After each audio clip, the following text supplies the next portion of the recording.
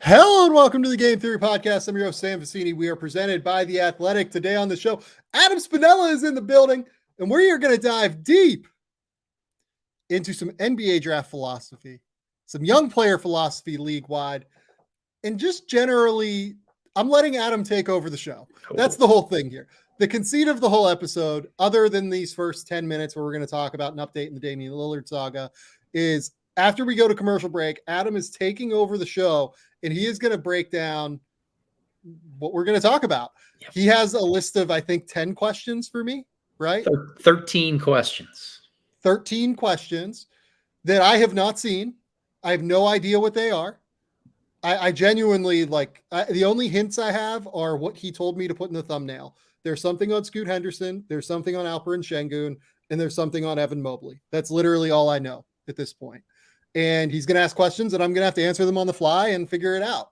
So it's going to be really fun. It's literally going to be a free-flowing, no research beforehand conversation. So we'll see how stupid I look at the end of this. Adam, how's it going, man? Sam, I'm doing great. Thank you so much for indulging me and having me on here to ask you a bunch of these questions. I know I get to pay you back for all the times we take questions from the comments and you just say, Spins, what do you think? So we get to hear from Sam first tonight, which is going to be great for a change. I'm really looking forward to this one. It's the best. I feel like I often just put you on the spot when I don't know what to say. And so now you get to do the same to me. It's payback time for Spins, but it's also payback time for the NBA and the Damian Lillard saga. So let's take a quick peek at what happened there. The NBA sent a memo to all 30 teams on Damian Lillard's trade request. Essentially, throughout this process, Aaron Goodwin, Damian Lillard's agent, has been kind of showcasing to teams that he will only play for Miami. There's a chance that he will sit out if another team trades for him, everything like that. What happened here is that the NBA is going to try and take some of that power back right now. They're going to try and say, no, we're not going for this. We're not doing this. We're not going down this road. According to Shams Charania, who reported about this memo and who got the full memo, this is what it states. Recent media reports stated that Damian Lillard's agent, Aaron Goodwin, called multiple NBA teams to warn them against trading for Lillard because Lillard's only desired trade destination is Miami. Goodwin also made public comments indicating that Lillard would not fully perform the services called for under his player contract if traded to another team. We interviewed Goodwin and Lillard and also spoke with several NBA teams to whom Goodwin spoke. Goodwin denied stating or indicating to any team that Lillard would refuse to play for them. Goodwin and Lillard affirmed to us that Lillard would fully perform the services called for under his player contract in any trade scenario. The relevant teams provided descriptions of their communications with Goodwin that were mostly, though not entirely, consistent with Goodwin's statements to us. We have advised Goodwin and Lillard that any future comments made privately to teams or publicly suggesting Lillard will not fully perform the services called for under his player contract in the event of a trade will subject Lillard to discipline by the NBA. We have also advised the Players Association that any similar comments by players or their agents will be subject to discipline going forward. Honestly, I think the last part of that statement is probably the most important. This is the NBA trying to get a handle on what is very clearly stars signing extensions and then trying to get elsewhere throughout this entire thing. I think that last statement is critical. This is the NBA sending, a warning shot across the bow of all agencies, all star players saying, if you sign this extension, you are subject to what a team decides to do with you, be it keep you or trade you anywhere in the league. This is the reality of the situation, and consider this before you sign an extension. And it seems like that's the NBA standing up for a lot of owners who are sick of this in some regard, right? Yes. Like it's worth remembering that Adam Silver and the entire NBA league office really is a representation of the owners in this. And there needs to be a little bit of pushback because we have seen time and time again, players sign that big contract to stay with their current team. and then a year, 2 years later, will ask out, have a very specific list of teams that they want to go play for, and threaten not to perform their services, or wink, wink, maybe it won't go well for anybody if I end up somewhere else. And that is just a lot of control to concentrate in the hands of a handful of players who can actually pull that off. At the end of the day, the players who are superstars are always going to hold the most power in the league. And I think that this is a circumstance where the owners would like to pull some of that back just a little bit. I think what you said is right, that this is the NBA acting on behalf of owners and ownership, trying to rein some of this in. I think that there are probably a lot of owners league-wide that are looking at the Damian Lillard situation and going, could we be next? That have star players. Like Philadelphia maybe is looking at this with Joel Embiid and saying, oh shit, like, could we be next? Where Joel Embiid requests a single destination and we have to work within the confines of Joel Embiid if the James Harden trade does not go well, right? If you're a player, I still think that you probably take the money and go. Yeah. Because I think that you can still make things uncomfortable enough for your own team while you are under contract and doing things like this.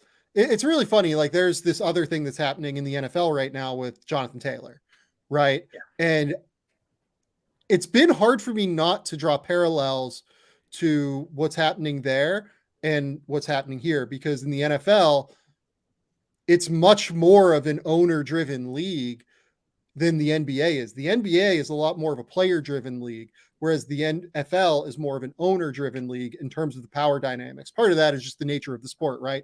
One singular force can have such a drastic impact on an NBA game compared to any non-quarterback in the NFL, essentially. So it's hard for me not to look at this and say, okay, I wonder if NBA owners are looking at what's happening in the NFL, where Jim Irsay is like strongly telling Jonathan Taylor, look, despite you hiring a new agent, despite you requesting a trade in my trailer, apparently, according to Stephen Holder, who like literally got a photo of Jonathan Taylor walking into Jim Irsay's trailer to have a conversation, we are not going to move you. And I wonder if NBA owners kind of want some of that a little bit. And by the way, like some of the way that people are, it's so interesting the way that this is all covered, by the way, too. Yeah. The way that, like, I read Greg Doyle's column in the Indianapolis Star about Jonathan Taylor. And I think Greg is like one of the best columnists in like literally in the United States for his local contingency. I thought that article was like kind of gross, to be honest. I thought that there was so much disrespect shown to an agent that if you know anything about the UFC, Malki Kawa is like one of the significant power brokers in mixed martial arts and is now breaking into the NFL. Like he just got, if I remember correctly, Shaq Leonard, like $100 million contract. Like this is a person that has real power. And like he was talking about like how Jonathan Taylor got admitted to Yale and everything. And Malki Kawa went to Miami-Dade College. And it's just like, well, that's being an agent does not matter where you went to college at the end of the day, especially with somebody that has shown real credentials in being an agent, maybe just in another sport. And honestly, in the NFL as well, given the Shaq Leonard piece of it. But the way it's covered is so interesting to me because you see this big time local columnist come out totally in favor of the team, completely against the star player. I don't think we see NBA columnists doing that. Like point blank. Like I've not seen many people in Portland straight up like call out Damian Lillard. There have been negative articles, but nothing with that level of like ferocity. Just the way that Greg phrased it, I thought was a little bit gross at times in terms of some of the dynamics at play there. But the way it's covered, and it's just fascinating to me across the board.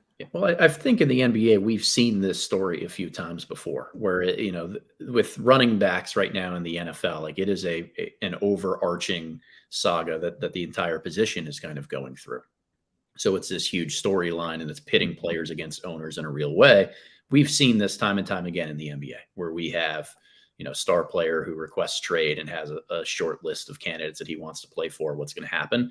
I also think with Dame in Portland, there tends to be a little bit more understanding of the reason behind the trade request. It's not necessarily about money. It's more so about situation. And he has been loyal to Portland and given back and given a lot to that organization for a number of years.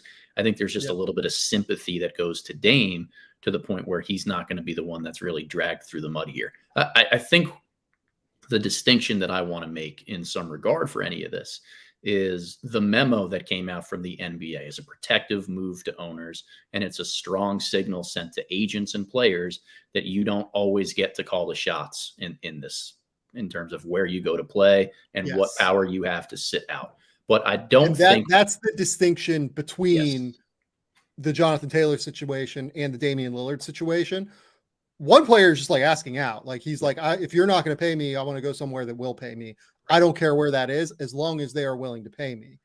The Lillard situation is him asking for a specific place, in theory, at least. Right. And again, as much as I hear the NBA signaling that probably not a good idea to say, hey, I'm not going to play for any other team. This is the only place I'll play. I'll hold out, or I won't report, or anything else like that. The NBA needed to send that message. But at the end of the day, I don't think this changes where Damian Lillard lands. I think that the logistics of everything that you and I talked about on the last podcast still heavily point to Miami. I still think that there would be some fear for another team of, should I really go out and try to acquire Damian Lillard? And maybe it's not about, is he going to even play for me this season? It's, is it worth giving up that asset for a guy who might be angling to move again? Well, realistically, the offer that you have to top is 3 first-round picks, 2 pick swaps, Jaime Jaquez, and then whatever Miami gets for Tyler Hero and like a 3-team construction, right? Let's say it's like a first and a young player for Tyler Hero, something like that, right? So like basically you have to top 4 picks, Jaime Jaquez, another interesting young player, and 2 pick swaps. That's actually like a really big offer. Yes. I'm not sitting here saying it's what Damian Lillard is worth. And if I was Portland, again, I'd be pretty pissed about the way the market has borne itself out at this point. But that is a substantial offer for a player that is a little bit older, where we don't think the last couple of years of that contract is going to be, commensurate in value with what he will be paid. You have to be able to win a title within the next 2 years, basically. And the number of that limits the market artificially. The salary limits the market artificially. Like if you're Boston, frankly, I don't know if Wick Grossbeck's going to be like, look, I want to pay Jason Tatum, Damian Lillard, and Jalen Brown $180 million combined in 2027, because that's not a fake number. That's the actual number that it would cost in order to do that. So the money artificially deflates it. There are a limited number of teams. Like you and I talked a little bit about New Orleans. I think New Orleans could realistically pose like more of a threat than what I originally thought, maybe, if they decided to go for this. Ultimately, they have to make a decision on whether or not they want to. And I have no idea if they want to.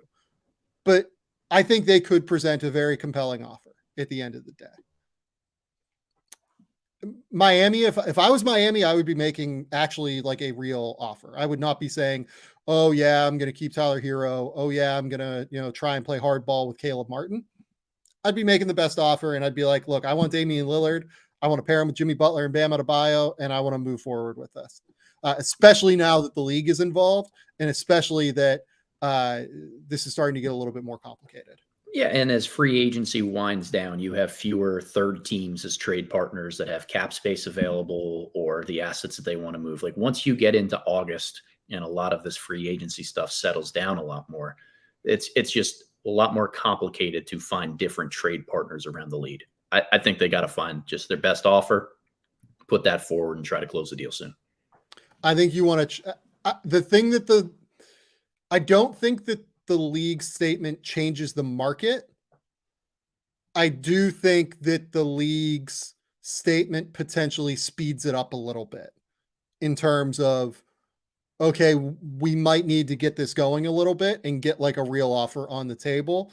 We might not be able to fleece the Portland Trailblazers in the way that maybe we hoped when Goodwin was really pressuring the rest of the league, in theory, according to this statement by the NBA, where they say the relevant teams provided descriptions of their communications with Goodwin that were mostly, though not entirely, consistent with Goodwin's statements to us. We'll see. Yeah. I'm not totally sure. Yeah, mostly, but not entirely sure. Yeah, and by the way, if you're Miami, if you offer Tyler Hero to Portland, the onus is not on Portland to find what to do with Tyler Hero. The onus is on Miami to find a third team for Tyler Hero, because you're the one trying to get Damian Lillard. You're the one with the real necessity to go out and make something like this happen. And that's why sooner is always going to be a benefit to them. With like late August and September, it's really hard to pull something like that off. Yeah, I agree. Okay, let's take a quick break, and then we're going to dive in. Literally, the next voice you're going to hear is Adam Spinella. He is taking over the show in 10 seconds.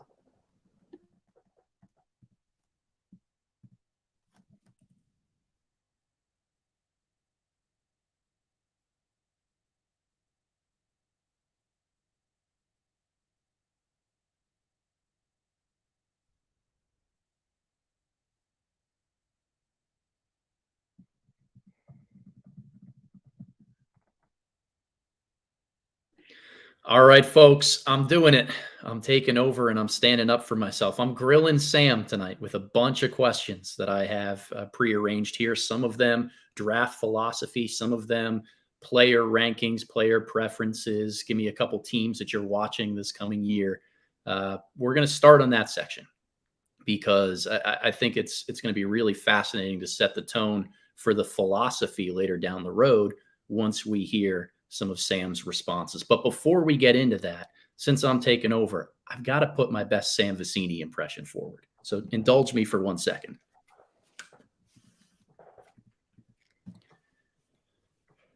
Hello and welcome to the Game Theory Podcast. I'm your host, Adam Spinella. We are presented by The Athletic. Today on the show, Sam Vecenie is in the building. We are doing a deep dive on all the questions that I have for him related to the NBA. It's going to be a great time. And Sam, with that in mind, I got my first question for you. Okay. In the upcoming 2023-24 NBA season, please rank the following 4 teams from highest to lowest win total. The Minnesota Timberwolves, the Oklahoma City Thunder, the New Orleans Pelicans, and the New York Knicks. Okay, so Timberwolves, Thunder, Pelicans, Knicks. Okay. I'm going to go.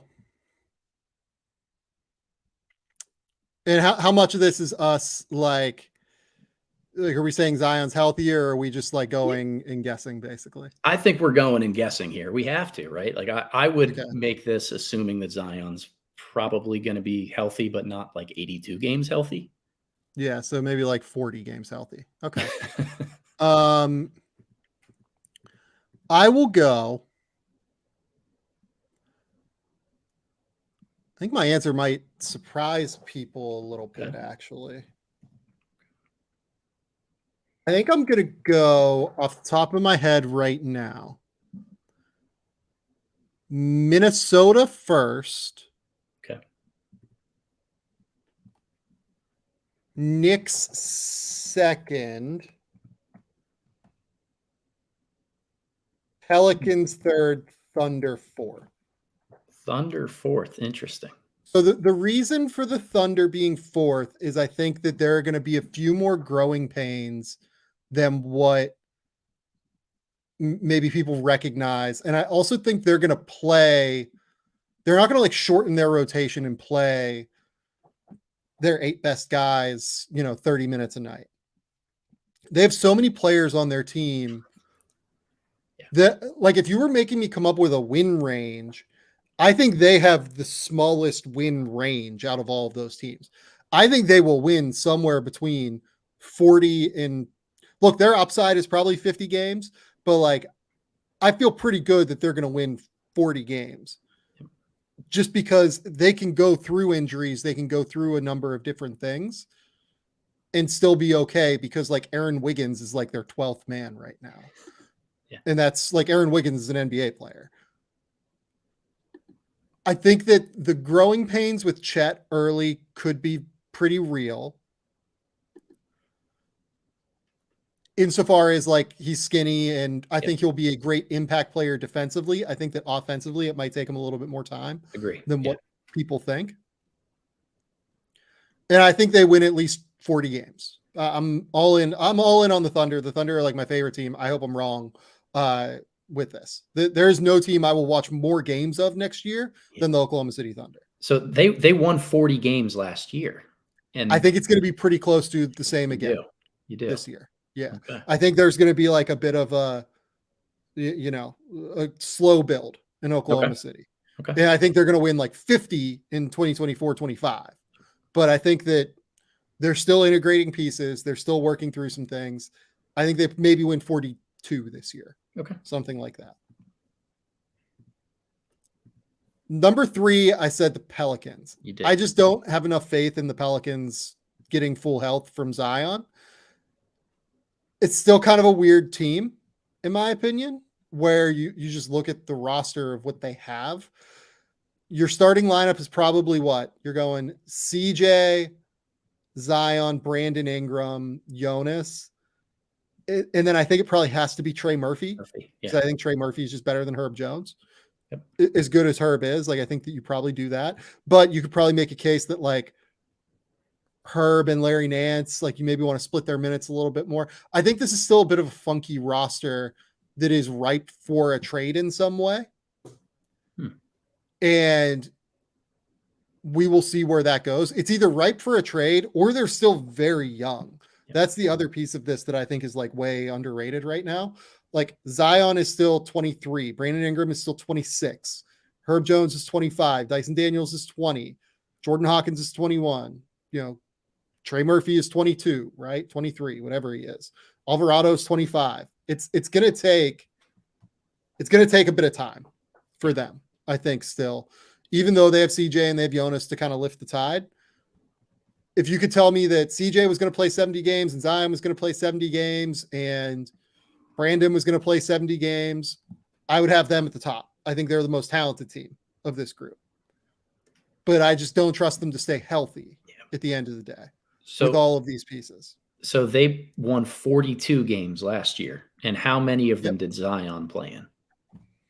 30-ish, if I remember correctly, something along those lines. I can pull that up while we're talking. So the reason I ask that is I think the Thunder, 29. The Thunder and Pelicans are related in some regard, where they're getting a talented player back in their front court who is unique. Yep. The Thunder get Chet, the Pelicans get Zion. And I don't think they've lost much. Either team has lost much from last year to this year. No. They've got younger guys, and they're continuing to get better. How much of a leap forward do these teams take in a really talented West? Whereas the other two teams that we'll talk about, Minnesota and New York, are banking on continuity while having already a couple all-stars and guys who are a little bit older on their roster to see if that's going to take them to the next level. So here's what I would say. I'm projecting Zion to play like 40 games next year. That's the reality, I think, of where we're at with Zion. I hope I'm wrong. I hope that, like, if I was betting on a win total over under, and that's the way I'm kind of thinking about this, sure, I wouldn't feel comfortable saying that Zion's going to play more than 40. Like, I think that has to go into the calculus. I think that if you would tell me Zion and Brandon Ingram are playing 140 games, they're going to win 50 plus games this year. Truly. Like, I think that they are really that talented. The problem is that Zion has played about 134 games over the course of the 3 years that he has played. That's about 40% 40 a year, 42 a year, something like that, 44 a year. But that also does not count the fact that he missed an entire season due to his foot injury. So the number would actually be lower than 40 games. So I think I'm being reasonable saying that Zion plays 40 games.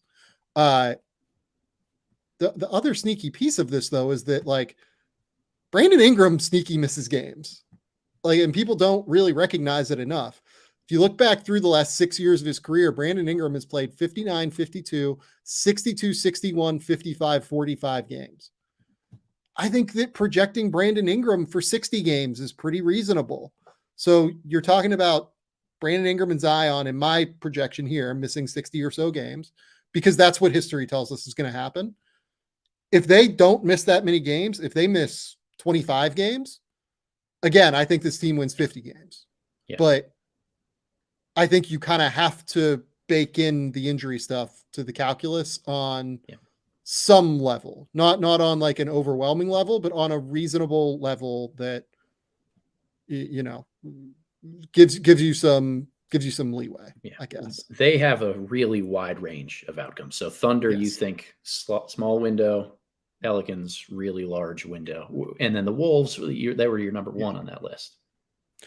Yeah, the Wolves are number one for me because I think that they are just an awesome regular season team in theory still.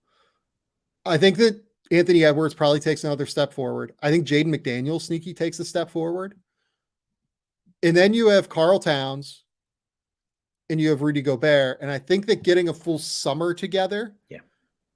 And I think that getting them more synergy and chemistry together will help them become just an offensive juggernaut in the regular season, especially with a table setting point guard like Mike Conley now, as opposed to D'Angelo Russell, who is at his best, in my opinion, where he can just go play and like doesn't have to worry about setting the table, you know, having to get this guy involved and then get that guy involved and then go get Jaden McDaniels 4 shots, you know, in the second quarter, right?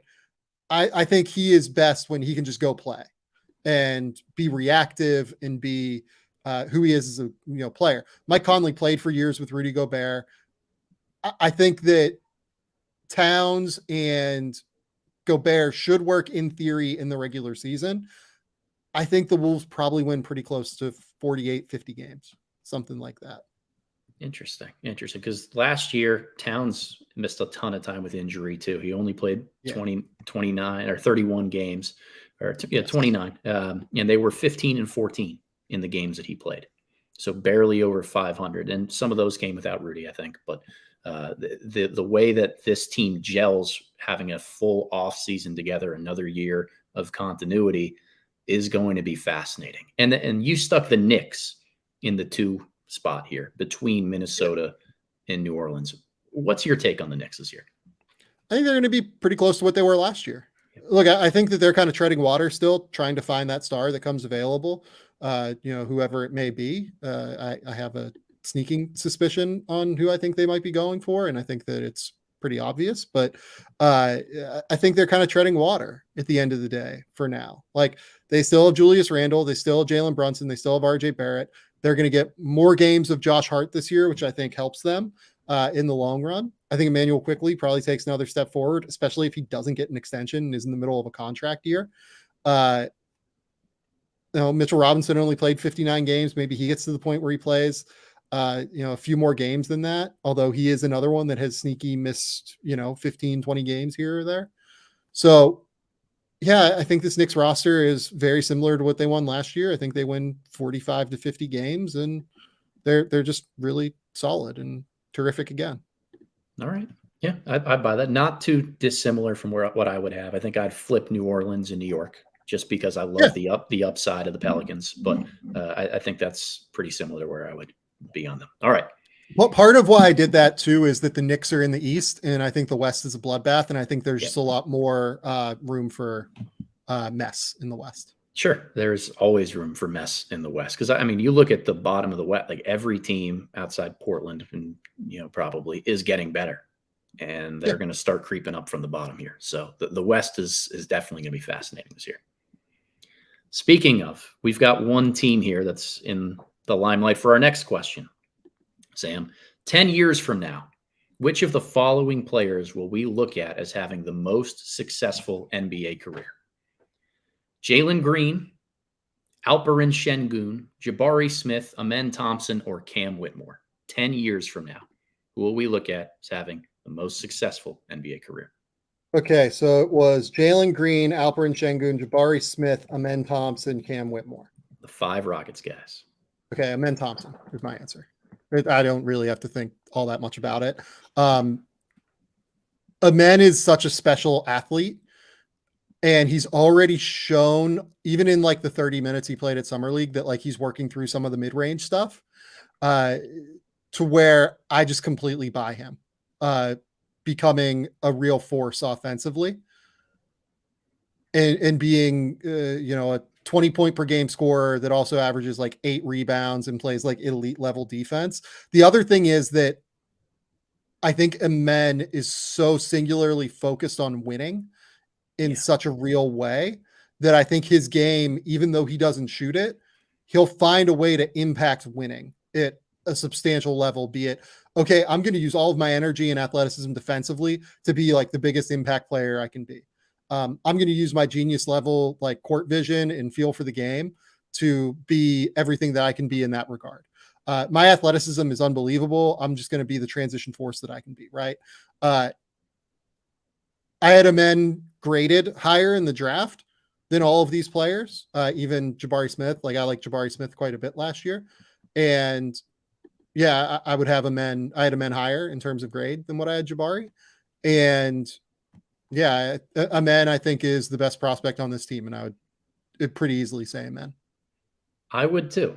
And part of the reason I asked that question is to see the long-term ramifications in Houston. If they are going to get a guy like Amen Thompson, who they have, and try to build a successful roster around him, does that come at the expense of any of the young players that they currently already have on their roster? The answer is it could. And I want to, if I was Houston, I would not be operating under the assumption that it has to at this point. Sure. I don't think there's any reason to speed up the process if I was them. I would want to see how all of these guys look together and how they play together. Like my immediate reaction is I have some worries about what the floor spacing would look like on an Alperen Sengun, Amen Thompson duo. Yeah. But in theory, like the ball movement that duo could provide could really offset that floor spacing, because you could get all sorts of really interesting cuts and all sorts of really interesting, motion involved with those two to really make it work. So my immediate reaction is I think that it could be that. Like, I think that on paper, the Sengun Amen Thompson fit is a little bit questionable from a floor spacing perspective. And I generally just have more questions about Sengun on defense than what other people do, it seems, in the public sphere. Me too. Yeah. But you know what? Like Amen Thompson being the guy that slithers around ball screens and like fights his ass off, that probably makes, Alperen's life a little bit easier. I will say in general, under Ime Udoka, I felt like Boston did like play a lot of drop. And correct me if I'm wrong, you watched even more Boston than I did. It depended on who they were guarding and how they wanted to guard it. I think with Rob Williams, they did a lot more drop than they did this year with under Missoula. Yeah. And like they would like switch a little bit with Horford, obviously, but like switching is just not an option with Sengun. You can't switch with Alperen. It's either like, are you going to show and recover, or are you going to play drop?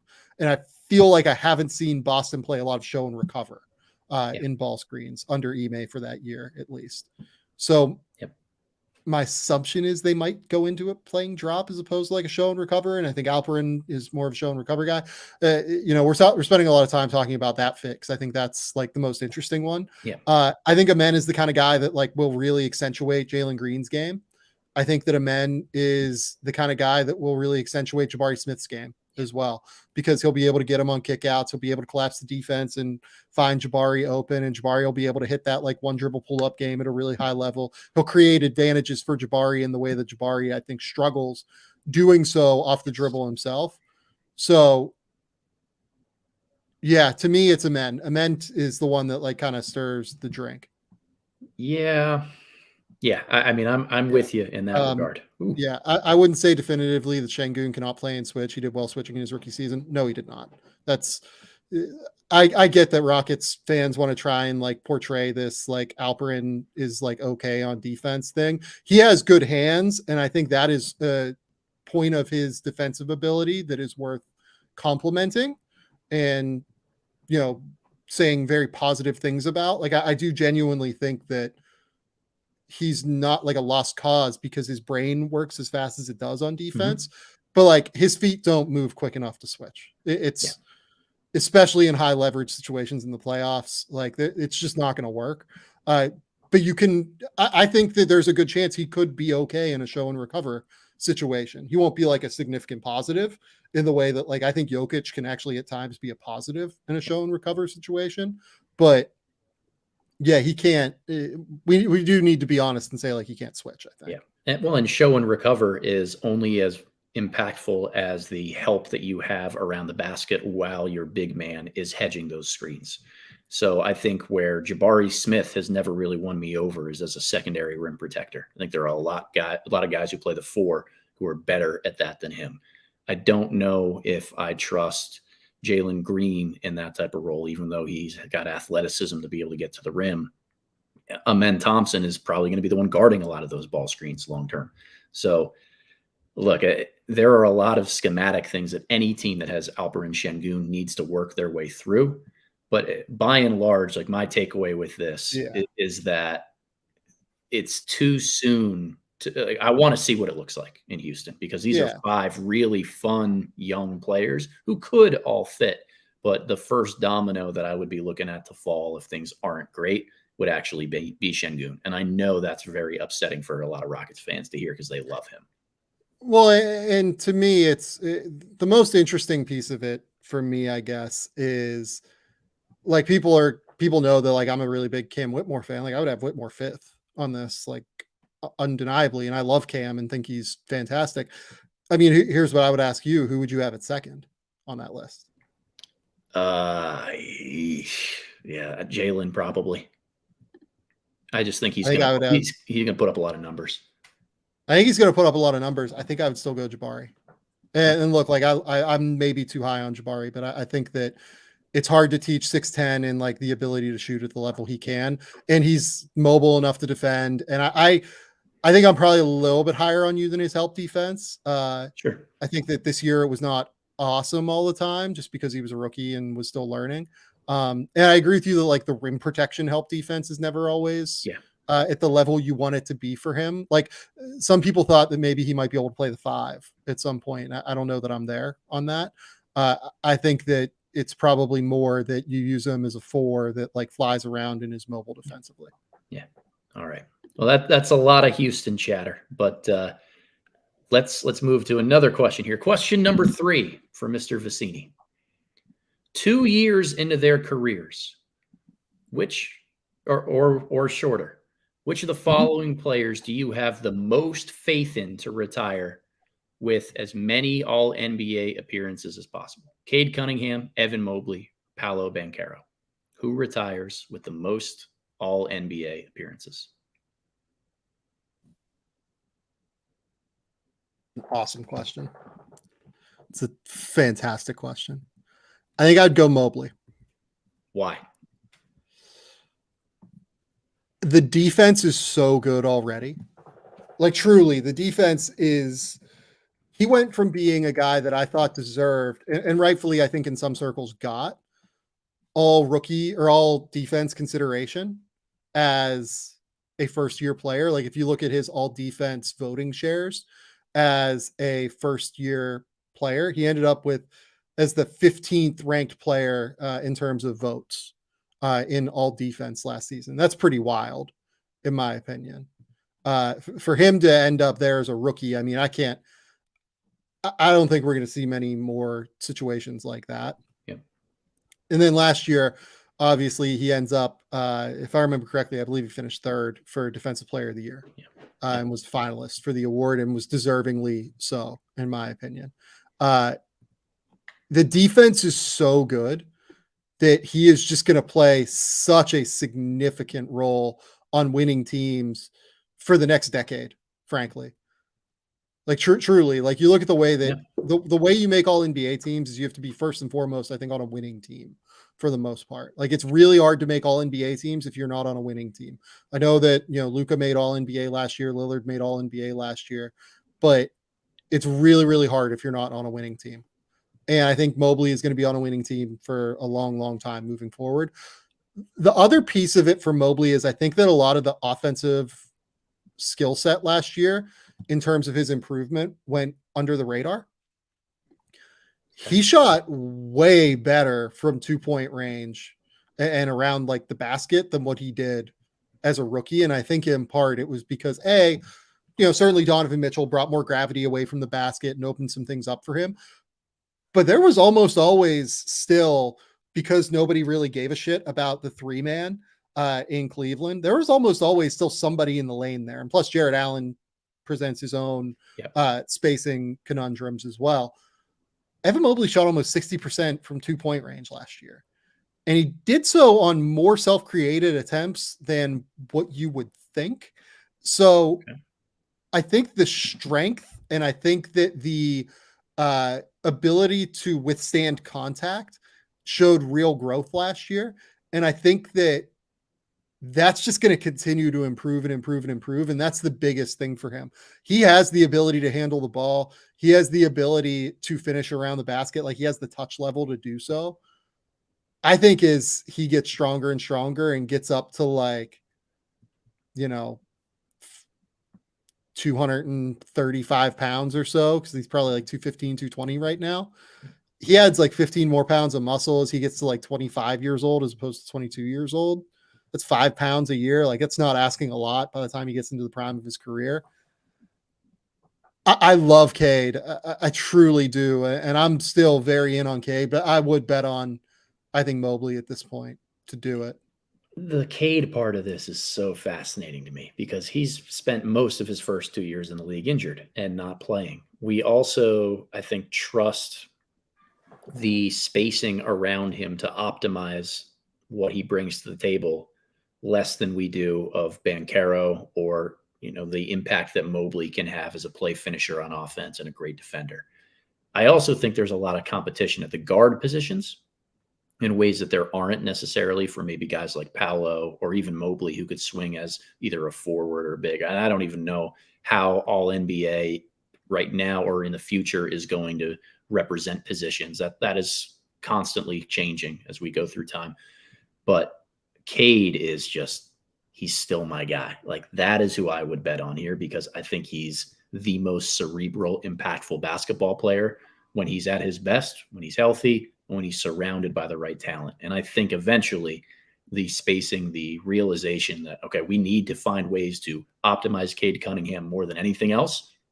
That's what's going to happen in Detroit. It may not be there right now, but eventually I will bet on that. So if we're taking this in a career arc, I'm still going to bet on Cade. And I totally get that. Like I love Cade and think he's going to be absolutely outstanding. It's hard to find players that have this level of basketball IQ, in my opinion, and just processing ability. And his ability to play both on and off the ball, I think is going to work really, really well in Detroit. And I do think that all three of these guys are going to make all NBA teams. Like I'm not part of this is not denigrating one by picking another. In my opinion, this is, Adam just asking me a question about like essentially who I think is the best player of this group. Right. And I think that Mobley still has the most room to grow, I guess I would say. Like being 7 foot, having the agility, the mobility, the athleticism he does, as he gets stronger, it's going to be so ridiculously hard it's going to be hard to stop him, I think, getting to the rim. Like there are some real like lower level Giannis-y outcomes, I think, for Evan. still. Oh, interesting. Like he won't get to where Giannis is like 250 in a brick shit house. But like if you combined like Giannis and Chris Bosh, maybe like somewhere in the middle of those two, I think there are some real outcomes there offensively for him. Yeah, I'm not that high on Mobley's offense. I'm not quite there. I understand the argument about his defense and how dominant that is. I think the winning team argument, certainly Cleveland is head and shoulders above Detroit and Orlando right now. I am not a huge fan of Mobley's impact on offense. I think that he's a below average floor spacer, and that's clear by the numbers. I worry about face up rim touch generation. Like he kind of gets caught in that mid-range area a little bit too much for my liking. He's starting to convert more in that like 3 to 10 foot range. But isn't that just a strength issue though? Even if it's a strength issue, if he gets there 2 more times a game, like to me, that's a win from the strength. It's not him evolving his handle and turning into a Giannis who's getting designed plays to try to create for himself off the bounce. Like I'm not quite there. So in their age 21 season, Giannis averaged 16.9 points, 7.7 rebounds, 4.3 assists, shot 50.6% from the field, 53.7 from 2-point range. Evan Mobley averaged 16.2, 9 rebounds, 2.8 assists, shot 55% from the field, 59% from 2-point range. Those numbers are pretty close. Like, and again, I don't think he's going to reach that level. I think that his body is just not going to develop to the level that Giannis's did because, like, for instance, as F. Scott Foster says in the comments, Mobley has no offensive bag. Generally, like, I'm kind of with that, and I understand the point that he's trying to say. Like, I think that there's not a lot off the handle with Evan. The thing is that when you're so big and so long, you're just kind of able to create offense, especially in the spacing oriented NBA that we currently exist in now.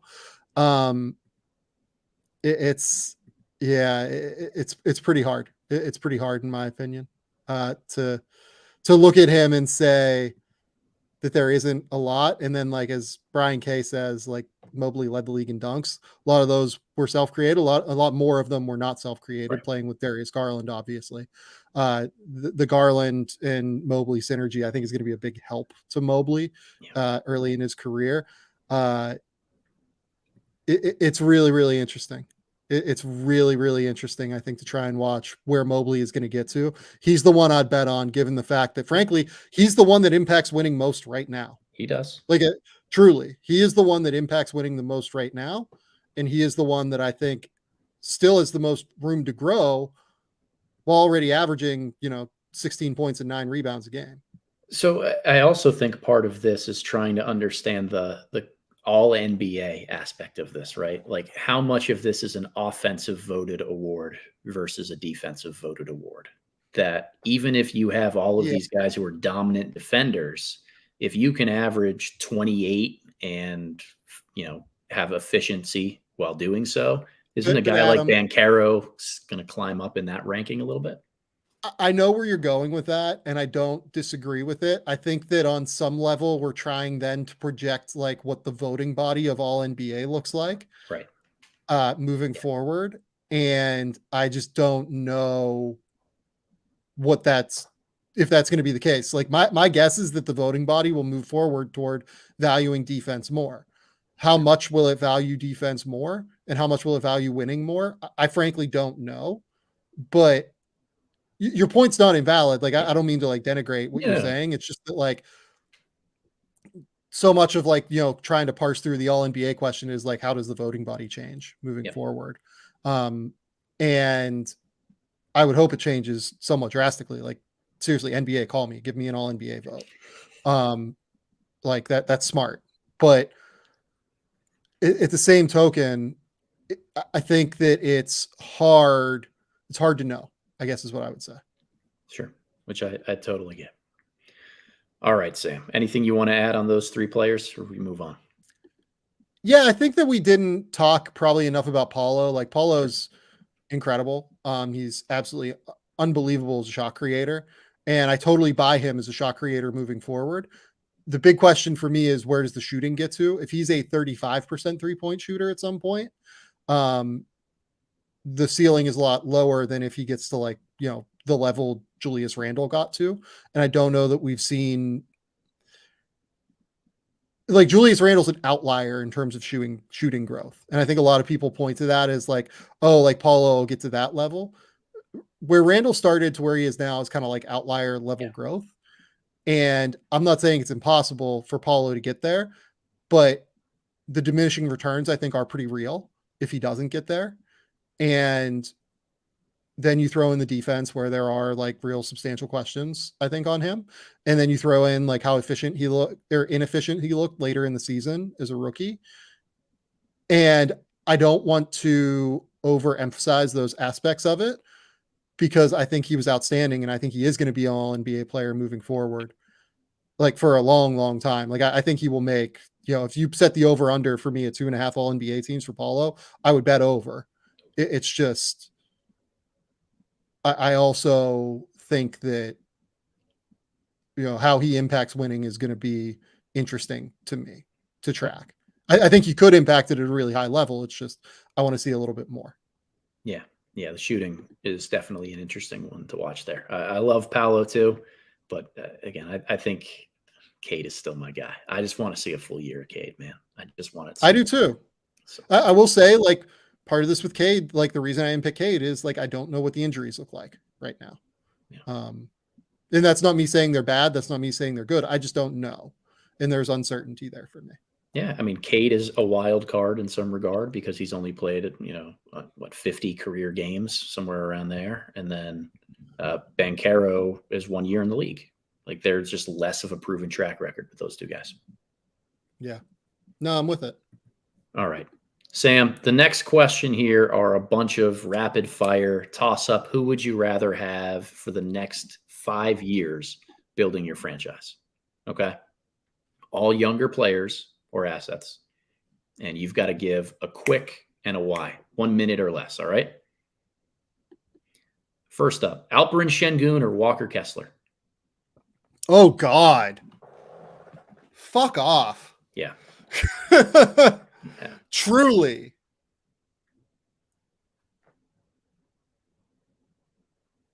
Yeah. I'm going to go Sengun because I do think, oh man.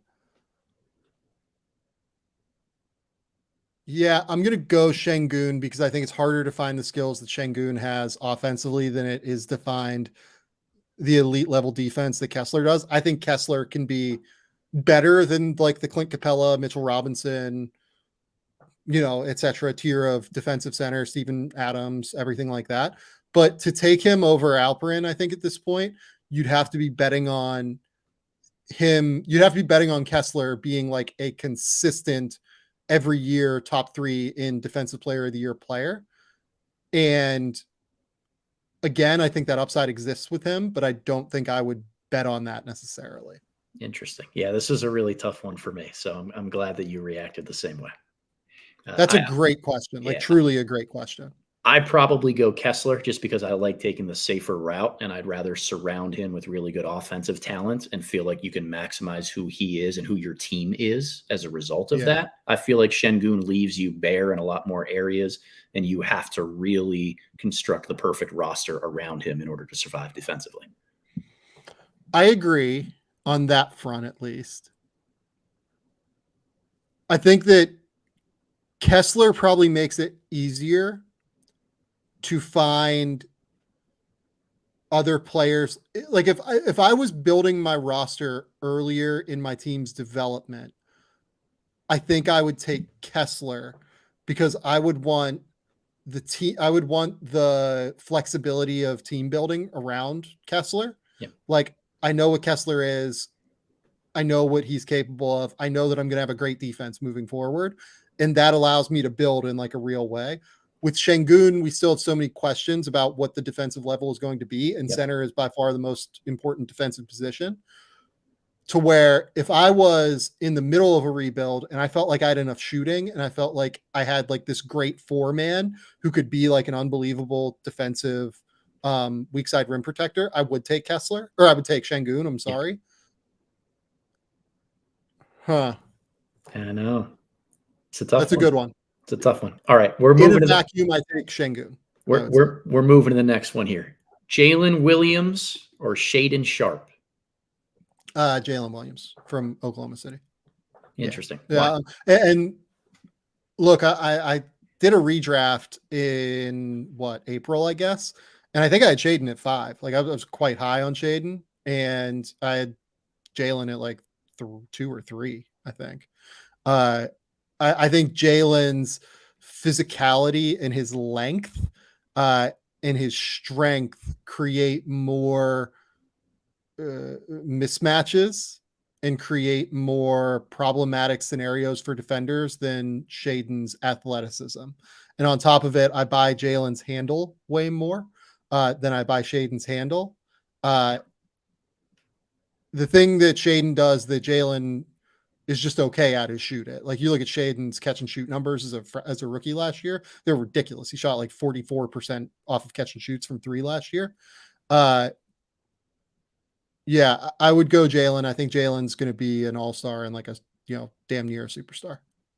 All right. Yeah, I go with Jalen too, but I wonder how we project Shaedon's upside because he's such a fascinating player at this stage in his career with, not having a real college season and real questionable tape coming into the draft process and then really hitting really hard in the final couple months of the season this year with Portland.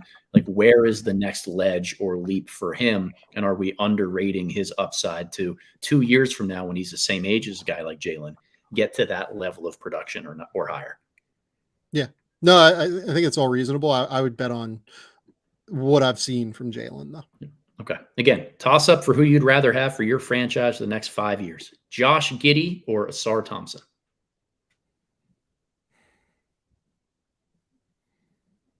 Not 5 and 15, you're saying? No. So you're saying not 15, but 5 years. 5 years. You got 5 years for one of these two guys to build your franchise with. Giddey, because I think Ausar is going to take 2 or 3 years to really learn how to shoot. If you were asking me this like for the next 15 years, I'd probably say Ausar, but I think that Giddey has figured out how to work around the shooting in such a substantial way that I would bet on him over the next 5 being more successful than Ausar.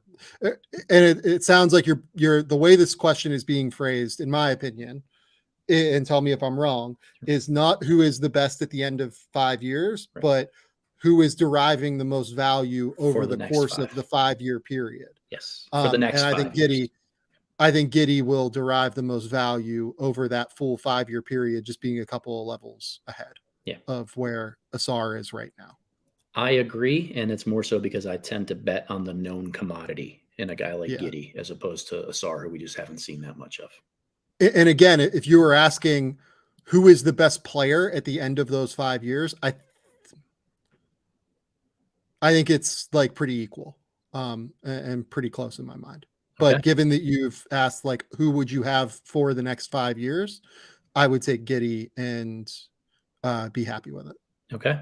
Next one, same version of the same question. Who would you rather have for the next 5 years? Devin Vassell or Jeremy Sochan?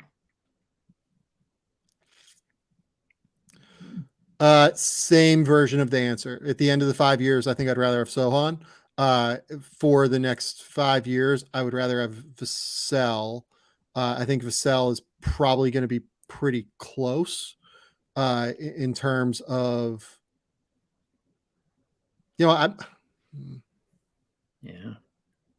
it's pretty close. It's pretty close. I think even on both questions, the answer for the 5 years is like Vassell unequivocally. As long as you buy like Vassell being healthy and like, he only played 38 games this year. Like he had the knee injury. If we're saying health for both of these guys,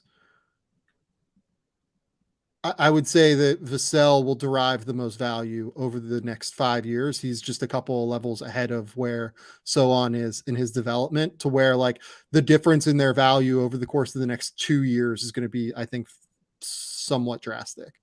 By the end of that 5th year, I would say probably Sochan is ahead. But if you're asking me the next five who gives the most value to the Spurs over that 5-year period, I would say Vassell. I agree. I think Vassell is one of the most criminally underrated players in the NBA. I'm just a massive, massive fan of his. Like, to me, this one's pretty clear for me of all of these. I love it. At the end of the 5 years, would you still take Vassell, you think? Yeah, I do. I think he's going to keep going. Yeah. The thing with Vassell that he really got good at last year was creating his own shot in the mid-range. Pull-up game. His mid-range pull-up game was absolutely outstanding last year. And you would think that he should be able to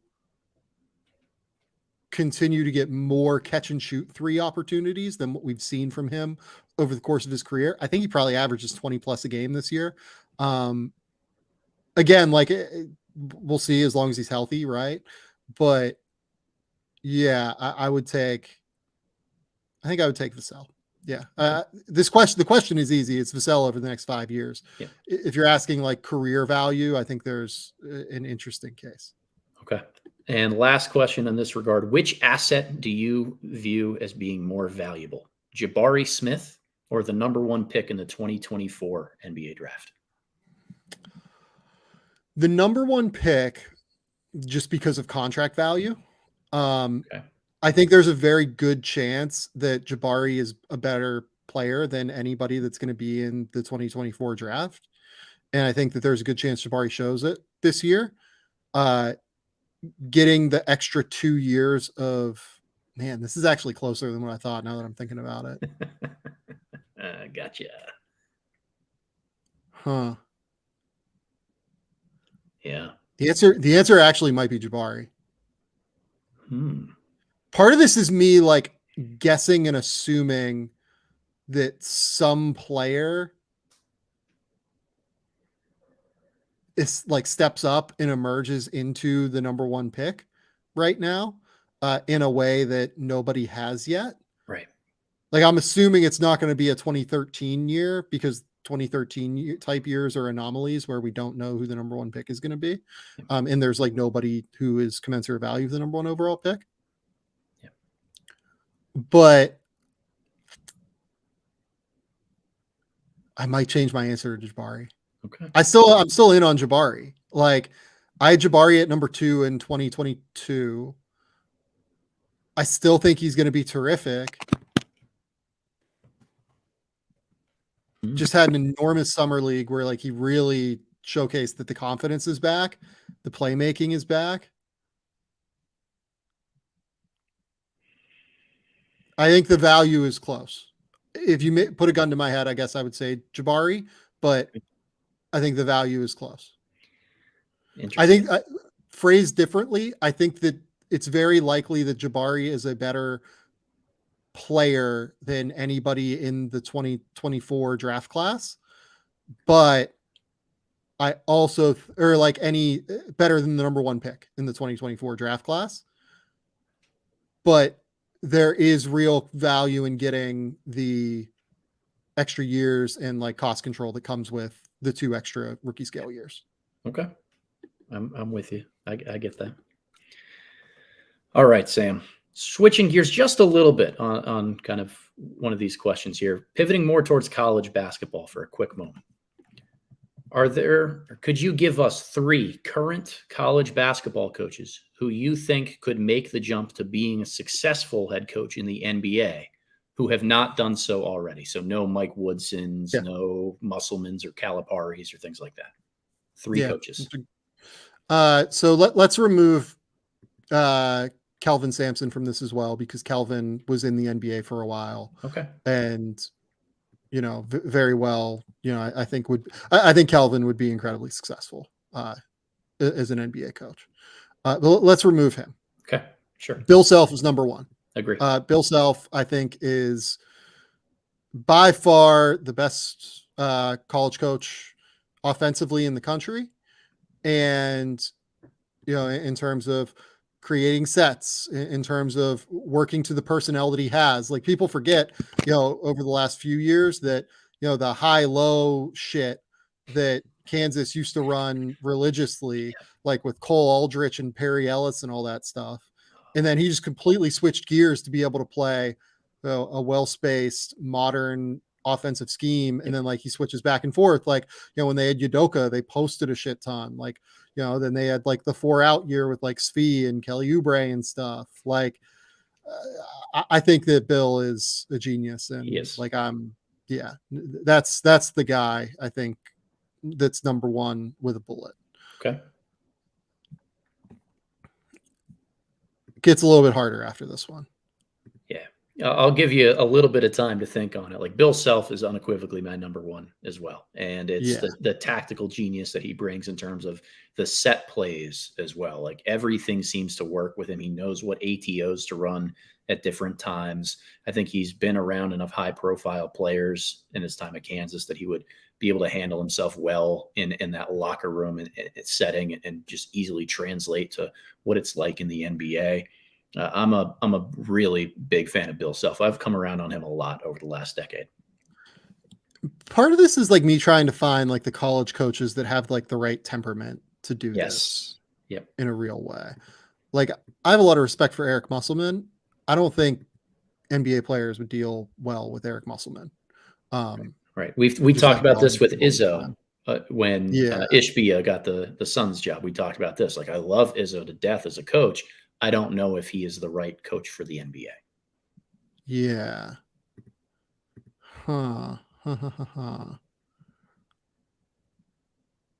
This is difficult. This is definitely the hardest question you've asked so far. Is it really? Okay. Yeah. So I know you said no Kelvin Sampson. He was like a 3A on my list when I tried to answer this question earlier. Kelvin to me is like just an obvious answer. Yeah. I think Tony Bennett is an answer here. And I think I am going to go Tony Bennett. And I think people think about it only in terms of like the offensive scheme that he runs. I think that he runs the scheme that he runs because it works in college. He's the right kind of temperament, I think, to do it. He's not a screamer. He's not a yeller. He's going to be pretty low key. He's going to, I think, get guys to respect him as well. The thing that swings it for me is that you look at the guys who have gone to the NBA from the Virginia program, and they've always been ready to play. Yes. Trey Murphy, Joe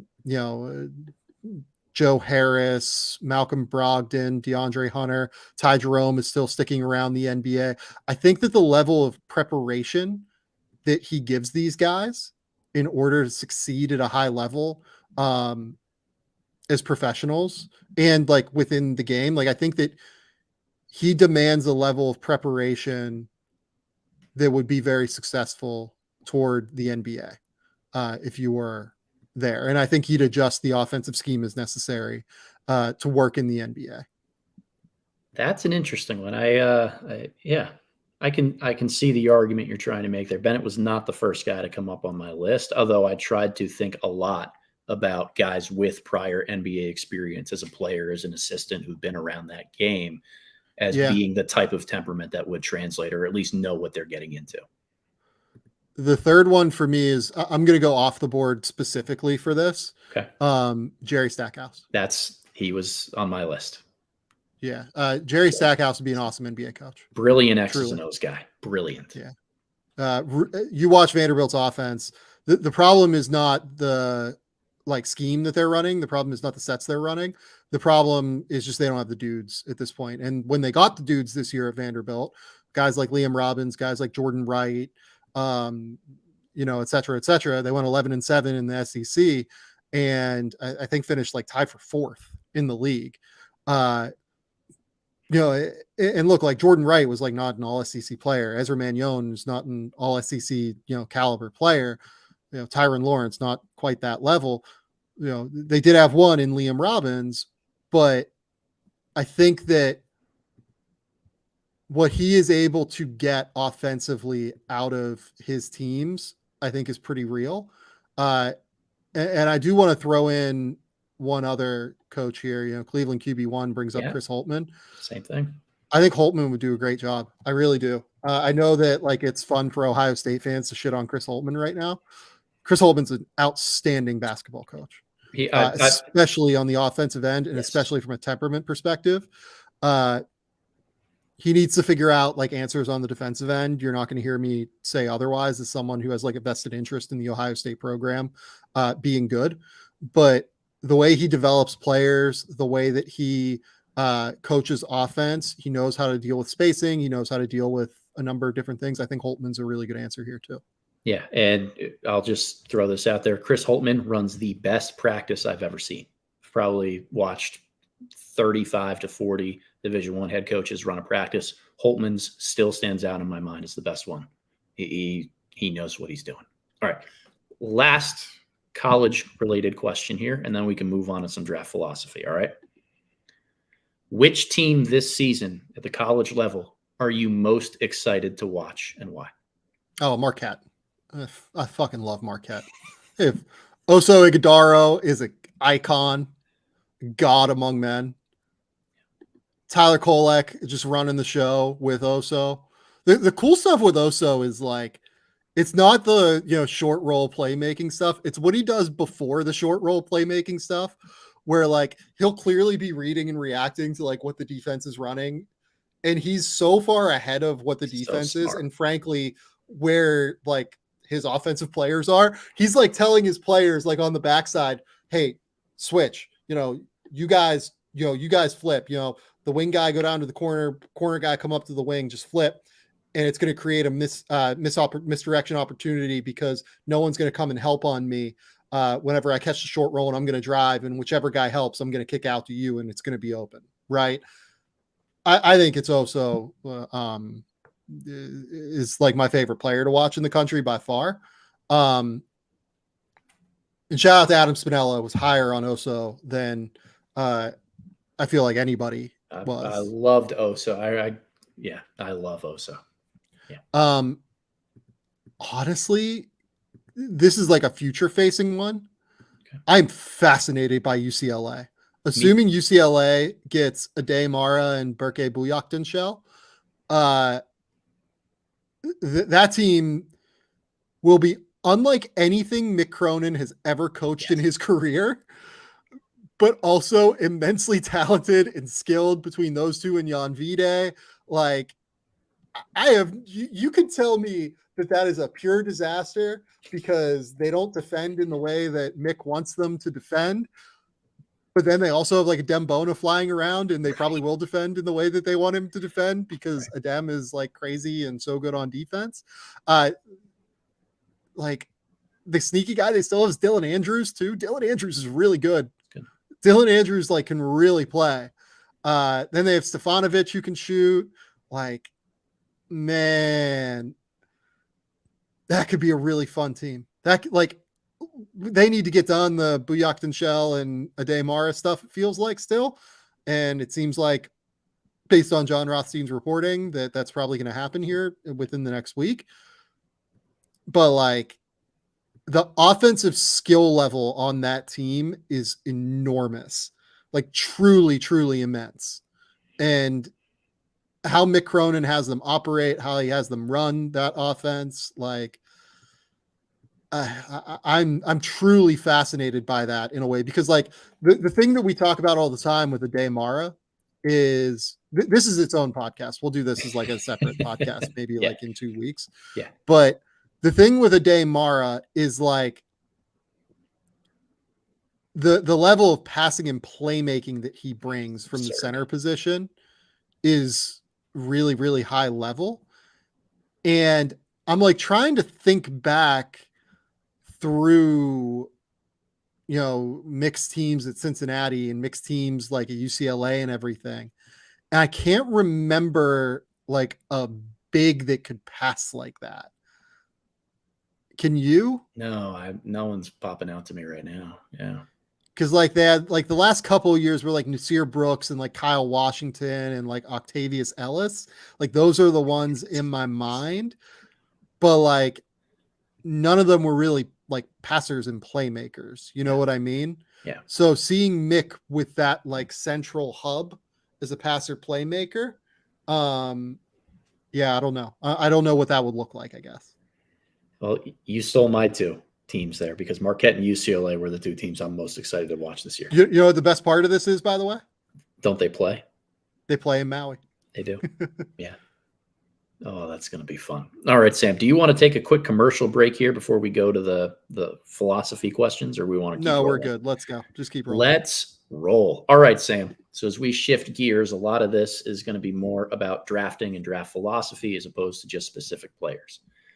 In 10 years from now, what type of player or position type will we look back on and see as obsolete for how the NBA game is played? You said in 5 years. In 10 years. In 10 years. 10 years. What position type will be obsolete? Or player type, right? It can be, a guy who doesn't shoot necessarily. I think that obsolete is strong because, like, I don't think anything will ever be obsolete. It's just not the way I think about basketball on some level, right? Like, I think you can make anything work within a certain construct depending on how your team is built. The way I think of it in terms of like something being obsolete is how teams value the position or the archetype or player. And I think it's going to be like the, middling efficiency scoring guards. Guys like, I think that those guys will start to be valued a bit less and less. Tyler Heroes, Anthony Simons's, Tyrese Maxey's, et cetera. I think that I would never call these guys obsolete because getting buckets is never going to be obsolete, truly, in basketball. Like, it's never going to be obsolete. But I think that if you can't defend your position, it's going to be harder and harder and harder in a well-spaced NBA to be, if you're like a little bit smaller and you have like middling efficiency as an offensive player on good volume, but you can't defend it all. It's going to be really, really hard to have you on the court because there's just going to continue to be more and more space and ground to cover out there than what currently exists. And those guys, I think, will continue to probably get paid a little bit less and less and less. Whereas like Tyler Hero is getting, $35 million or $30 million a year.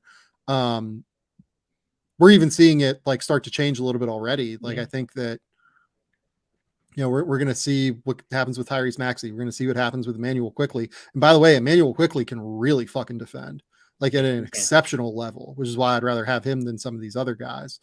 But yeah, I think that's a good one. I actually think Dirty Dancer brings up a really good one. Yeah. Non-switchable power forwards.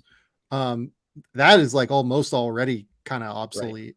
Right. I feel like. Well, and that's part of why really hard to have those guys out there. Yeah, that's part of why I already asked the question, right? Like, I think of, Nikola Mirotic or Mirza Teletovic, like all of these guys who had interesting, Steve Novak a decade ago, like shooting specialist fours who couldn't really defend and didn't have positional versatility, no real secondary rim protection skills. Like, it's been hard to find those guys minutes. Well, the great test of this year is going to be Sasha Vezenkov, who's been one of the best players in Europe for the last 3 years now, and is unbelievable on offense, and he is in quite literally the most perfect fit for his skill set offensively that you will find in the NBA. Playing off of Domantas Sabonis is an elite level cutter, elite level mover without the ball, an offense that truly, really values his like quick release floor spacing and shooting. There is no team in the NBA that will value him more than what the Kings do on offense. And it's going to be really interesting to see how much he can play, because the defense is like a real worry mobility wise for him. Yeah. It is. The combo guard thing is interesting to me, or these score first combo guards, because for every like swing, and I don't want to call it a miss, right? Like getting a Jordan Poole or an Anthony Simons is not a miss by any means, but I think you end up overpaying them for their value based on what they produce earlier in their career. But in order to get a Devin Booker, a Jamal Murray, and that level of impact, you probably have to keep swinging on that type of position type. Like, to me, it's more so about the threshold of who makes it and who doesn't. And maybe it comes down to who adds more to their game than just scoring. Like, Booker has become a lot better of a passer than we predicted early in his career. He's gone from having that reputation as a high volume chucker who doesn't impact winning to being one of the better guards in the entire NBA. Like, but Book was always so big though. he is Like it's different to me than like the players I'm talking about. They're like a little bit smaller, like have shorter arms. Like Book is like a big dude. He is. Like if you look at like the height, differential, like it might say that, Tyler Hero is like an inch shorter than Devin Booker, but they play differently in terms of size and in terms of height. They do. And Hero, I think, is big enough to almost graduate from this conversation a little bit. It's more the small ones. Like someone mentioned Bones Highland in the comments here. Like Bones, I think, is a good example of someone that, like, if you really can't defend at that size, it's going to be hard for you. Someone here brought up Thomas Robinson, non-defending, passing, non-shooting bigs, I think is a really good example of something that might be like totally obsolete. Yeah, if they aren't already, because it seems like it's trending in that direction right now. Yeah, like I'm like trying to think of one in the NBA right now. Yeah, I don't know if I could find one, but yeah, I mean, like you look at how quickly it turned for Andre Drummond, and Andre Drummond like developed as a passer. It turned very, very, very fast for him. Yeah. I mean, I would say those guys, and then the smaller, like 6'2" and under point guards, those guys are already getting phased out. I'm trying to think beyond that. Who's next? Right. Yeah. So it's hard. It is hard. It is. It's interesting. I'm like trying to now like go through more like positional archetypes to like try and think through it. Yeah. It's so fundamentally like almost goes against the way I think about basketball on some level, because like I really do think about basketball as like, and from a team building perspective, is like you can make certain things work within the construct of making other decisions on your roster. Right. And part of what makes team building easier or harder is based on the I'm trying to think of like the constraints that you put yourself in by taking a certain player, by taking a certain stylistic player, and then having to build around that player. Like the Kings have made a conscious decision to build around Domantas Sabonis, who has inherent defensive limitations that we saw in the playoffs this year and that we knew existed when they went out to try and acquire him. But is he just so good that it doesn't matter? Right. In Domantas's case, I think the answer is yes. And they've done as good of a job as anybody is building around him, as you can see. So it's hard. It's an interesting question. Okay. Well, I got another interesting one for you here then, Sam. What was the biggest lesson that you have learned as a scout the hard way? As in a player that you really liked, who you missed on, and it forced you to change the way that you evaluate or value certain traits as a result?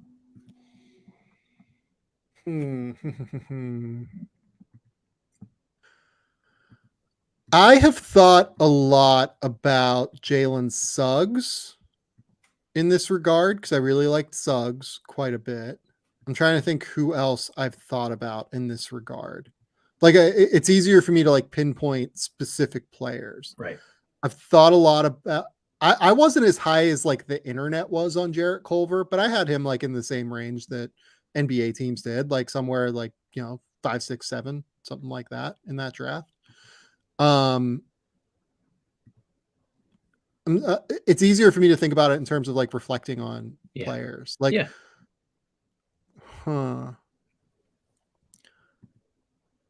I think that like maybe Marvin Bagley stands out in this regard. I think that like maybe the biggest lesson in general that I've learned and like how I think about, maybe it's not even learned, but like the way that I think about basketball now is like maybe a different way to phrase it. Sure. I care a lot more about processing and skill than about athleticism than I used to. I want guys that are super high level athletes or super high level like processors of the game and thinkers of the game more than I want the guys that are like crazy athletes. That's just like not, I guess that's like kind of obvious on some level, but like also, teams continue to value athleticism. And look, like I just had Cam Whitmore extremely high on my board this year, but like I think outliers are an important factor in this regard too. But it's also why I ended up with like Ausar Thompson a little bit lower. Like I'm worried more about Ausar shooting than some people are, despite the fact that he's like an incredible athlete who has very high level processing. Like I thought about this a lot with Ausar, to be honest, because I love the processing, I love the feel, but don't like the shooting and the skill level right now. How does that kind of mix and everything? Yeah. I would say I care a lot more about like processing speed and the quickness with which somebody can think about the game. And then obviously like their shooting ability more than what I used to and did. Yeah. I'm trying to think of like some other things that I've learned quite a bit about. Well, that idea of valuing like elite feel and processing and basketball IQ is something that I've continued to learn over the last couple of years. But I feel like I learned that more from my misses on guys who I undervalued as opposed to guys who I overvalued, right? Like this is more, why wasn't I higher on Tyrese Halliburton? Like he was clearly brilliant and so good at all these different things. Why didn't I have him as a top 3 grade in a weaker class? Like that is something I should have done. And trying to like, why was I low comparatively on Josh Giddey just because I didn't really like the jumper? Like he's brilliant at the game of basketball. So starting to move a lot more in that direction. So, and you're by misses, you're saying the guys I was high on as opposed to the guys I was lower on. Somebody who you were really a big fan of and you struck out and missed. And as time has gone on, you've started to kind of realize why, and maybe that's adjusted how you evaluate. Yeah. I think my answer is valid insofar as like, I think I cared more about physical traits more than like processing and skill earlier on. It's hard though, like the game has changed in such a substantial way, like from when I started doing this in like 2013 or 2014 or whatever year it was, in comparison to now. So like I'm trying to think of like some of my more recent examples. I'll give one example actually. Okay. That is just more basic that I've been thinking about a lot more. I think that once you get past 20 or so, maybe 20, maybe 18 is the number. I don't know what the number is. Okay. I think there's just a lot more. And I've always thought this way to some extent. Like I got yelled at early in my career for like just having guys like this a lot higher. I think there's a lot more value in just taking good basketball players that you think have limited upside. I had Herb Jones as a first round pick. I had Jaime Jaquez higher than most people did. I had, you can just look back, through, I think that like the older players, I had Brandon Clark as a lottery pick. I had Grant Williams, like top 16. I think that's one thing that like I continue to try and value is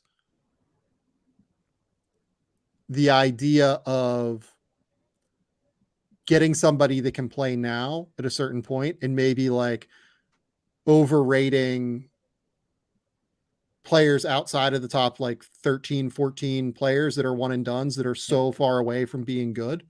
Tari, I had Tari Eason as lottery pick for somebody that just said that in the comments, right? Like taking good, productive basketball players as opposed to taking bets on like perceived upside, like with, this year, like I think I might've been a little too high on like Jalen Hood-Schifino and Jet Howard, guys that I had at like, I had Jet at like 26, but like, I had Jalen Hood-Schifino probably like 16 or so, something like that. And I wonder if I was too high on him. Right. Yeah. productivity is, it reminds me of like Yeah. in baseball, trying to just get a bunch of guys who hit a bunch of singles and doubles. Like there's Yeah, like value Gregory in that. Castillo brings up Desmond Yeah. Bain. I had Desmond Bain in the top 20 that year. Like I love Des. You know, and you know, I agree with Brian K. Like he says up, just not in the lottery. Like that's how you end up with Kennard over Bam and Donovan Mitchell. I agree with that. Like in the lottery, I think you should be going a lot more upside based. But once you get past a certain point, I think there are very significant diminishing returns on taking the perceived upside bet that is not like a toolsy center. Those are the ones that, if you look back through history, have actually hit a little bit more often. Your Mitchell Robinsons, Clint Capella's, Rudy Gobert's, the guys that have just like super elite tools and athleticism that are just like still younger and developing within the game. Those are the ones that I think hit a little bit more often. But yeah, that's kind of where I'm thinking about it now. I like that. And I'm going to steal that, and I'm going to write an article on something similar to that on my Substack, because you've spurred a lot of thoughts in my head over the last 5 minutes. Thank you, Sam. Yeah, I try to. All right. Next question. We've got 3 years of sample now. What are your major takeaways on the G League Ignite program? And do you think they do a good job of developing and preparing prospects for NBA success?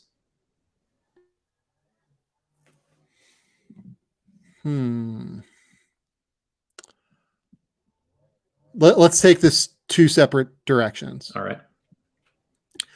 I think that the proof is there that they do not do a good job of getting players to their highest value in terms of draft stock for their pre-draft year. And if I was a player or an agent, I would not feel great about sending my player there right now based off of what the track record is. If you go back through history and you look at, you know, the players that have been in the program and their level of success in the draft, really only one guy has like lifted his draft stock, like gone from being, you know, a great draft, you know, being from somebody that's like not a great draft prospect to a great draft prospect. Do you know who that is? Are you going to say Marjon Beauchamp? I'm going to say Marjon Beauchamp. Yeah. I think that Marjon is the one guy that like really actually kind of helped himself in regard to history. So like, if you go back through it, now this is research I have done. I didn't do this beforehand, but I've done this already a little bit. You go back to, you know, this year, right? CD Sissoko was like considered a late first round pick, fell to the mid second. Leonard Miller was considered a late first round pick, fell to the early second. And oh, by the way, Leonard Miller could not have possibly done more from a production standpoint, from anything standpoint, to help himself than what he did. Like he averaged 21 and 12 over the last however many games, and NBA teams did not care about it, truly. So that's an example of one that did not help himself. Scoot Henderson, the fucking red carpet was rolled out for that guy to be the number 2 overall pick. They set up a series to play Victor Wembanyama because it was very obvious to people that it was going to be number 1 versus number 2 in that draft class. That was it. That was all they were like setting up. And he still went number 3. Yep. So that's one. Last year, James Harden going what 38th or whatever in last year's draft. 7th, yeah. I don't know, 37th. He was supposed to go top 5. Dyson Daniels was supposed to go in the lottery. He went in the back half of the lottery, right? Yeah, he may have climbed just a tad in terms of his perception, but not substantially enough to enter this maybe helped himself by 2 or 3 spots, but not many. If you go back through my mocks, which maybe I'll do as we're talking, in the preseason, I'm sure I had Dyson as lottery pick, but I was also maybe a little bit higher on Dyson. Maybe I'm overemphasizing that, you know, that part of it. You go back now. Let's see, who else do we got? We've got Jonathan Kuminga as well. I think Jonathan Kuminga fell. He went a couple spots lower than what he was supposed to. Dacian Nix fell, to be sure, to undrafted. Isaiah Todd fell to where he goes in the second round. Let's see here. Who am I missing? Jalen Green went even. I think Jalen Green was supposed to go 2 that year, and he went number 2. So, good job maintaining your spot, I guess, right? Michael Foster. Foster went undrafted, so he fell. Kai Sato, didn't get drafted. Yeah, that's a concerning track record of going there and improving where your preseason buzz was in order to get drafted a little bit higher. I think they've gone like 1 for 11 so far in terms of helping, and they've gone like 3 for 11 in terms of like staying even. Okay. And then if you want to be generous, you could say 2 for 11 in terms of helping if you want to say Dyson. And I'll give you Dyson if you want. Sure. That's a concerning track record, in my opinion. Now, let me ask you this then, because what I worry, or not necessarily worry, what I really wonder about is if these players, by getting professional competition at an earlier age and earlier exposure, are therefore better prepared for success in the NBA, right? Like the trade-off of additional draft position might be longevity and creating a career for yourself in ways that we can't necessarily see or account for this early on in the process. Who has come in and killed? Yeah, I don't have an answer for you. I don't have a good answer for you. Jalen produced right away, but it's been a rocky road in terms of efficiency and decision-making. I don't think anybody else is close. I don't know if people have gotten better yet. I think there's probably a point where these players maybe are more prepared to be professionals, and that could bear out over the longer term of their career. And look, like, I am in favor of this program existing. I think it's a fantastic idea for this program to exist, especially when it was created prior to NIL rights being, in the place that they were, right? If I was Ron Holland, I would have gone to college, because you can get paid to go to college now. And look, like, you have to figure out, like, if you're going to get the NIL money, whereas with the Ignite, you get the money. Like, you're getting the money from the NBA. Whereas with some of these NIL situations, it can be a little bit questionable and dicey. And that's not a comment on Texas or Arkansas or any of the schools he was looking at. I just mean that more generally, not specifically toward Ron Holland's situation. I think that this is by far the most important year of the Ignite cycle. And if I was an agent and I had a 2024 prospect that would be looking toward the 2025 draft, I would not be signing with the Ignite until I see how this year goes. Like, if I would not be doing a Modest Pizzella situation where I'm signing a year ahead of time. I would want to see how this year goes for the Ignite. Yeah. So I think this year is pivotal in a lot of ways too, Sam. But what I keep wondering is the defensive infrastructure of what the Ignite program has looked like and will continue to look like. Playing in a professional league while trying to have 3, sometimes more teenagers on the floor at the same time. That is going to be very challenging when none of your opponents are doing that, when they're all grown men and have a lot more experience under their belt. That there are defensive challenges that come. And I've seen that the last few years. Kuminga by this year got pretty good on defense, I would say. Oh, sure. But I'm talking just in their 1 year with the Ignite, right? Oh, like it's really hard for you to showcase two-way playing potential when all of the defensive metrics for the team are going to be thrown off in some regard by just how abysmal and how difficult it is to field a competitive defensive unit when you're the only one with teenagers on the court. Now that you say that, like, out of the players that we've talked about, like, Dyson is really the only one that stood out defensively. Yes. In his sample.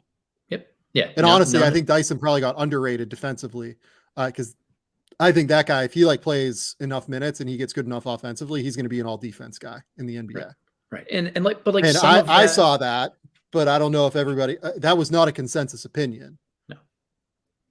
But I look at the other players that they've brought in, and I think of the conversation we just had on like outdating archetypes in some regard. Like Michael Foster and Isaiah Todd don't scream NBA player for what the NBA wants.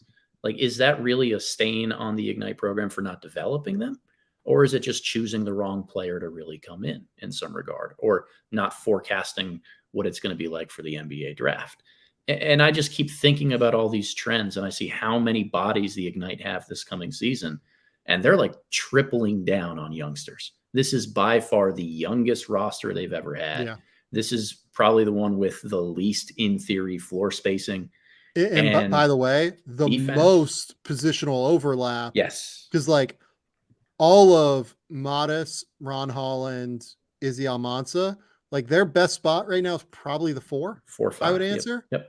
Yeah. Well, Ron's like a 3-4. Sure. And I think Holland will play the 3 for sure. But like I'm sure Modis Bazelis is going there hoping to play some like 3.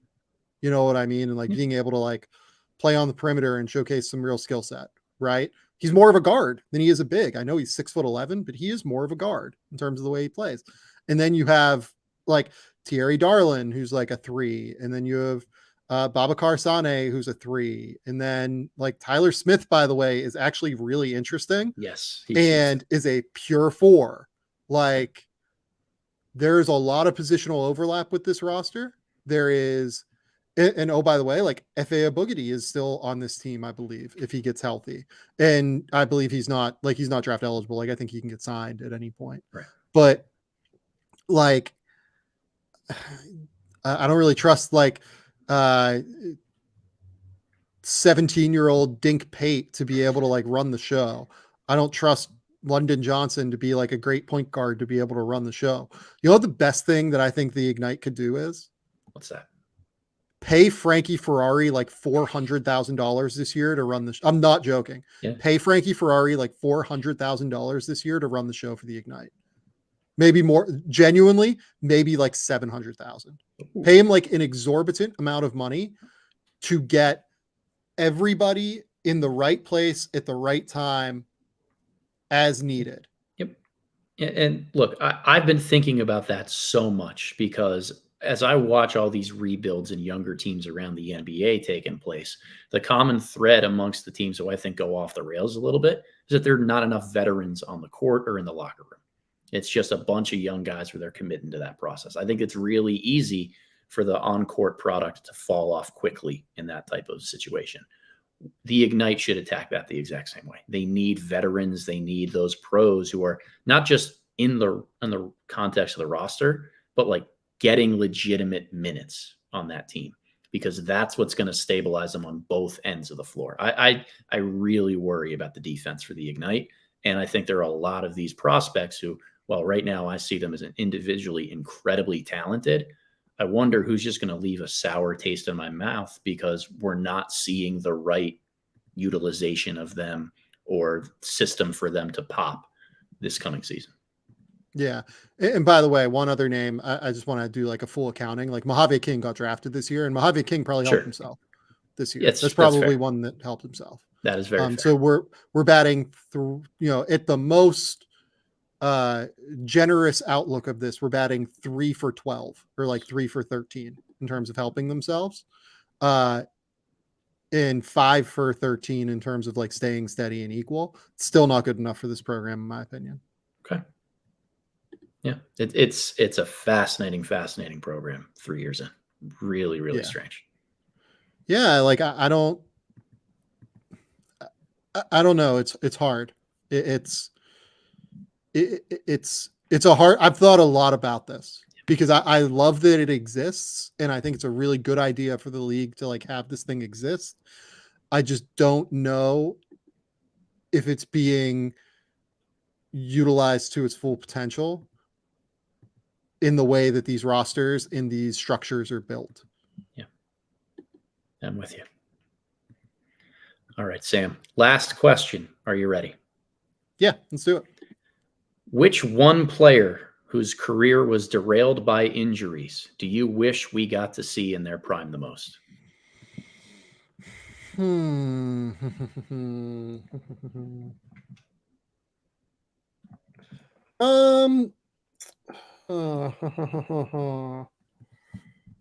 nostalgia question. Yeah, I love it. I think the answer for me, it comes down to either Greg Oden or Sean Livingston for me. Okay. Like people in the comments are saying Brandon Roy. Like we saw Brandon Roy in his prime. It was fucking cool. We were robbed of the longevity of it, but we saw it. But we saw it. Like we were lucky enough to see it. Yeah. I'm trying to think of guys that like we didn't even really get to see the prime. Right. To me, I think I am gonna. My heart is saying Greg Oden because I think Greg Oden would have been like a league altering force. I truly do. If he was able to stay healthy, his defense, he went toe to toe with the best college basketball team of the last 20 years with that Florida team that was led by Joakim Noah and Al Horford and dropped like 25, 15 and like 5 blocks on them. It's an awesome game. Like, honestly, if I can get that game on Synergy, I might do like a breakdown of that game. I've gone back and watched that. That is the coolest game that you can go back and watch. Those dudes were unreal. If you go back and watch any of them, they were unbelievable. All 3 of them. And it's just a bummer that we didn't get a chance to see them in the way that we didn't. I mean, my heart is saying Greg Oden. I think Greg Oden's probably the right answer. Like literally, I think 30 out of 30 teams would have taken Greg Oden at the end of the day over Kevin Durant. And by the way, Kevin Durant is one of the best college basketball players I've ever seen in my life. Yep. He was insane at Texas. Like it was all there at Texas and 30 general managers were like, no, we'll take Greg. Yeah. That's how good Greg Oden was. But I want to give a special mention to Sean Livingston. Okay. If you go back and you watch like those early Clippers, Sean Livingston moments before the injury, where he was just starting to like figure it out a little bit, right? Like he was so young and was still like so nascent in his development process. But like you can see some of it, man. Like you can really, really see some of what was going to be like a truly special playmaker, passer, everything like that. Like that was, he was something. I really wish he would have stayed healthy. Yeah. I mean, the Oden one is probably where I come down on this too, but like there are so many other players that I would think like, I really wish we got to see Jabari Parker play a little bit healthier for a longer period of time and see what he could have turned into.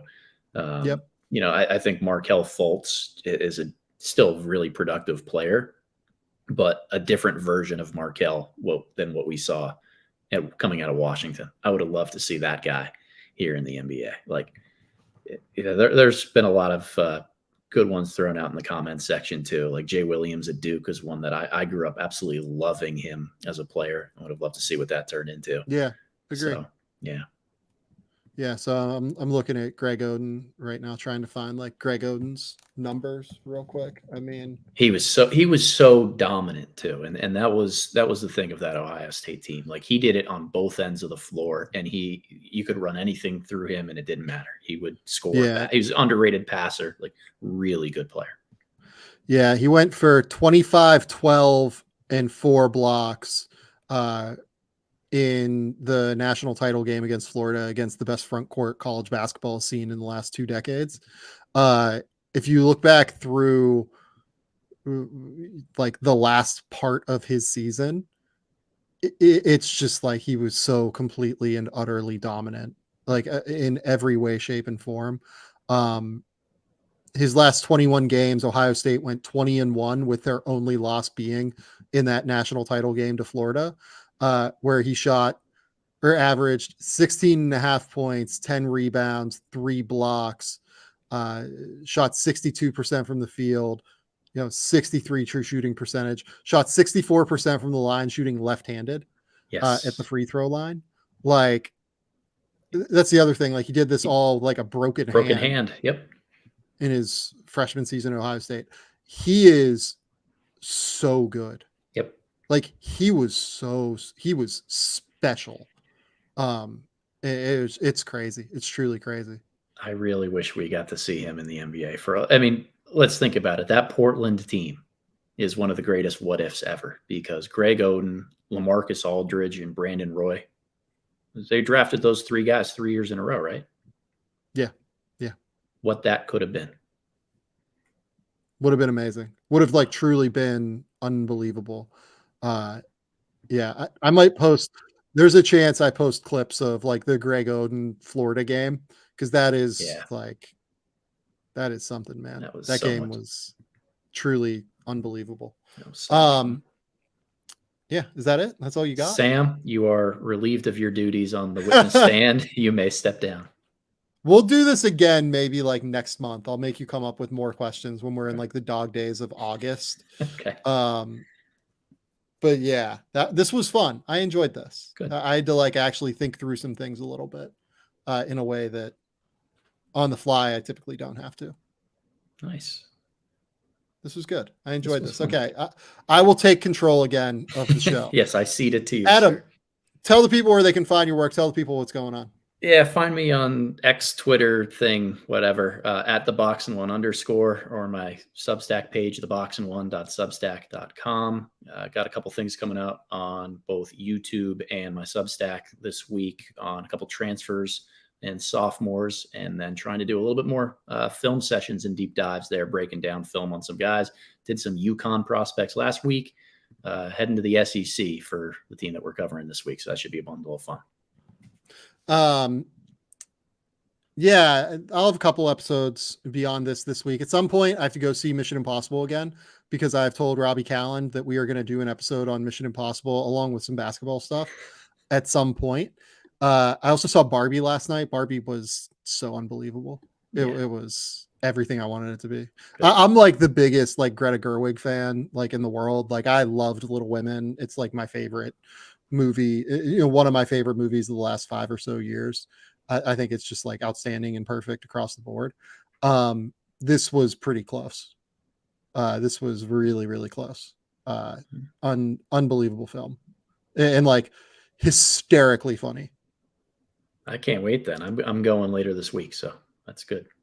Anything Ryan Gosling does in that movie, and anything Kingsley Ben-Adir does in that movie, is like truly laugh out loud funny. Good. It's unbelievable. It's truly unbelievable. Okay. I'll be back later this week. I will have my 2024 mock going up on The Athletic early this week. That is my plan. I'm actually finishing writing it today. It will go up early this week at some point, Tuesday, Wednesday, something like that. That's all I've got. Until next time, we'll talk soon. Bye.